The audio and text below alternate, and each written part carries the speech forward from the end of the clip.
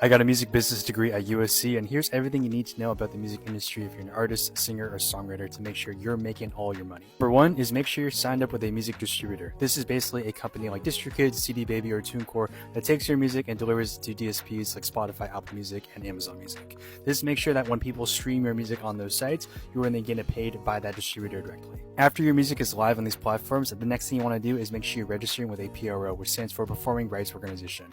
In the US, there are two different types. There is ASCAP and BMI, but there's a third you can get signed up and invited to, which is called CSAC. The PRO basically collects any sort of public performance royalties that are generated from your songs. For example, if it's streamed somewhere, if it's played in a live venue, you're owed a royalty for that. You have to make sure that you register, though, separately from DistroKid. And one thing to note is you can only be with one PRO at a time, meaning you can only be with ASCAP, you can only be with BMI or CSAC. For people that are in international countries, you have a different PRO based on your local country. Just Google search your country name plus PRO and you'll be able to find the information you need. It's important to note that if you are an independent songwriter and you're fully independent, meaning you don't have a publishing deal or a record label deal, you want to make sure you're signing up as both a writer and a publisher. This means there are two halves to every song whenever it's performed publicly. You want to make sure you're collecting the writer's share as well as the publisher's share. For me personally, I have a writer account, and then my publisher is just my last name plus publishing, and that collects the other percent of my music. The third thing you can potentially sign up for, but you don't really have to, is an admin publisher.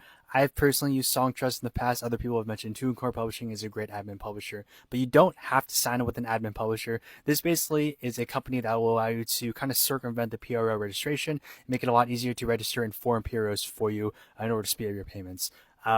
I personally wouldn't really recommend signing up with Songtrust nowadays. I've sent songs in that have been in their database for 2 to 3 years and they're still not registered yet. So don't really know what's happening with that company. They've been sold a couple times around in the music business. So we'll see if anything gets better. But for now, I would avoid an admin publisher. You can look into TuneCore Publishing if you want, but you don't really need an admin publisher at the time being. The fourth thing you want to sign up for, and this is a relatively new one back in 2023, I believe, or 2022.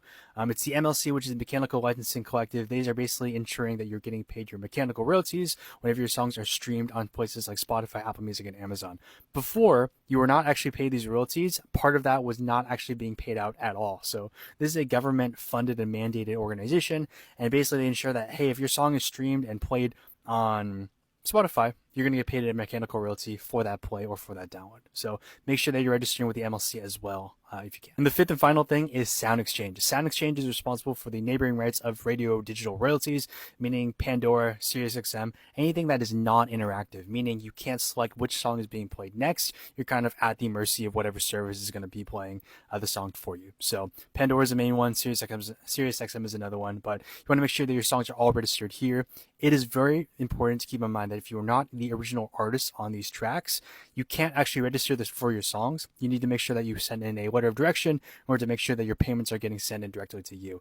This is kind of a pain to do because that requires the artist to actually have their stuff together and have the songs already registered with Sound Exchange to then send a letter of direction to you to then have that filled out back to Sound Exchange to get your 20 or 30% of your producer fee, or if you have a songwriter fee on it, whatever. So it is kind of a pain. I personally haven't seen a ton of money from it, but if you are getting a lot more radio streams, if you see your music is being used in a lot more terrestrial, non-interactive radio, it's worth it and definitely worth spending the time on getting your stuff registered. And if you have no idea what I'm talking about, I have a couple of videos on my page you can check out here to learn more about different royalties. I do recommend just doing your own research. Check out Google. It's a great way to learn about different types of royalties and how they're paid to you. If you need help getting your catalog registered, I actually have some resources on my website as well called an advanced music catalog. It basically allows you to circumvent and make everything for your music catalog registration a lot easier, and has something to actually do the automatic MLC as well as Sound Exchange registration for you. So double check that in the link in my bio. But stay tuned for more music business information.